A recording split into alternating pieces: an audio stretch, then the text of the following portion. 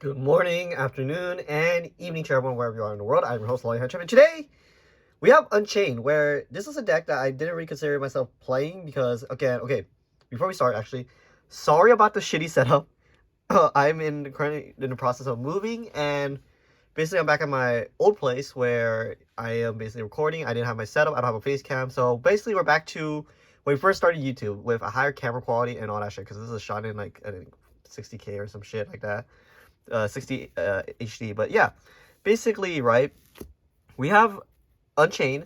Uh, I didn't really consider myself playing this deck because of how I originally played this deck initially. I found it boring, but then I got back to playing this deck because I saw how much fun Distant Coder was playing, aka Kevin Rodriguez was playing the deck, and I was like, okay, I'll give this deck another shot. I played in this format, and it's pretty fun. So shout outs to Distant Coder for basically giving me inspiration for this deck. On top of, I think I found it in our list from Ready to Duel to build my list, where basically this list is meant to incorporate the idea of coders, where he played DPE on top of the other persons where they played Extrav, and then which those two don't really go mixed together because you basically it's a very expensive list. So I wouldn't say this is a budget deck, but there are budget alternatives, and basically this deck is probably one of the more better rogue decks in this current meta because of the fact that there's a lot of popping. You basically play around DP a lot, basically, because your opponents are like just popping cards just to clear your board, and then you just go off from there. What I can say for sure is that this deck does have a pretty decent high skill ceiling because it depends on if whether or not you know your matchups and all that stuff. But anyways, let's get right into the deck profile. Pretty simple. Let's get right into it. So first off, we're going to get into the main deck. So the main deck is simply, I literally don't know how to do this. I don't remember how I did this back then.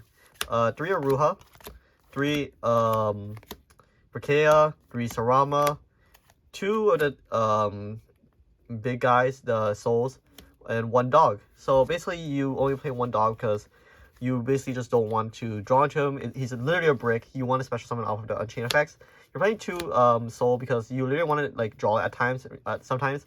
But at the same time, you mostly just wanted to special summon him off of your Unchained effect as well to get a free pop as well.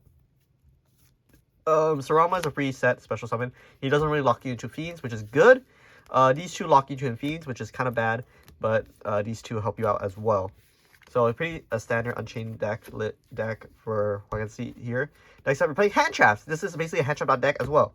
3 Ash, 3 Nib, 3 D-Shitter, and pretty simple. Next up, you're playing your basically your Fusion DPE package as well. Pretty simple as that.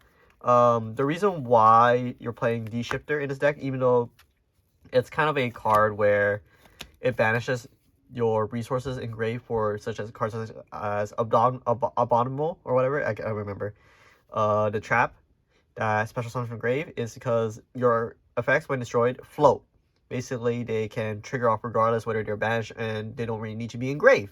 So that's pretty simple explanation for this type of stuff.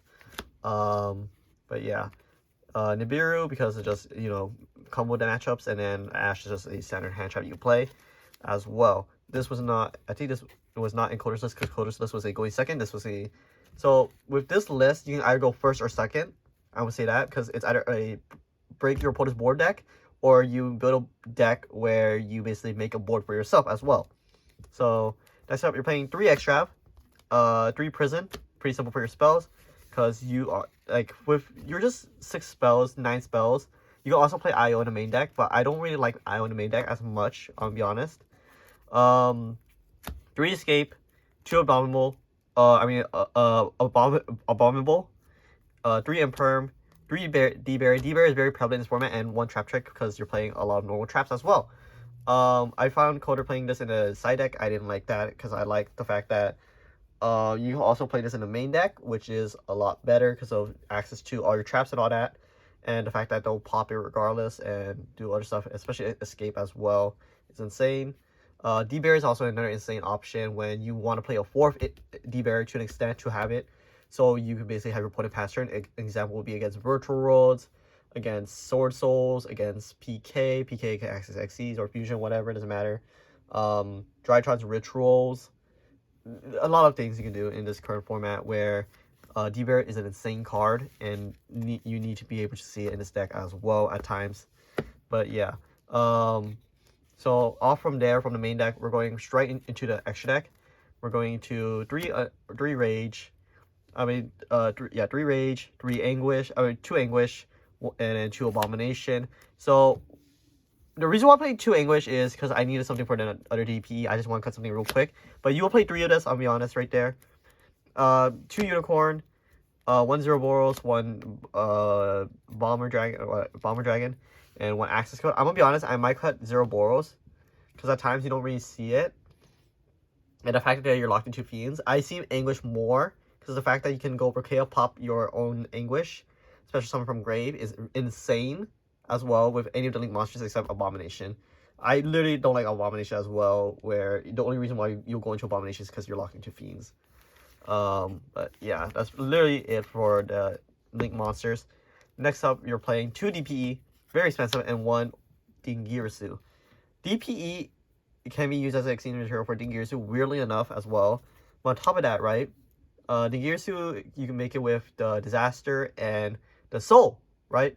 You make it from those 2. You go into Dingirsu, boom, bang, boom, you got it. DPE, you're playing 2 because of extra, but that's literally it. You can play 3rd. I would probably cut, instead for the 2nd, I would probably cut 0 Boros, because you don't really see 0 Boros as much.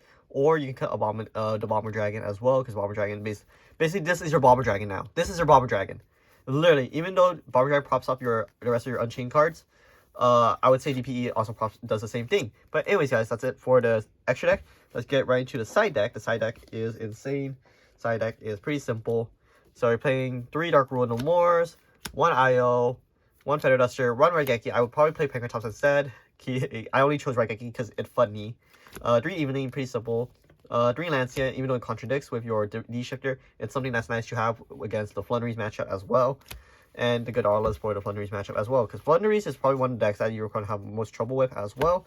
So other options would be Torrential Tribute, Master Restrict for your side deck, other stuff like that. But anyways, guys, that's it for this deck profile. Hope you enjoy, like, subscribe, whatever. I'll see you guys to the next with a face cam.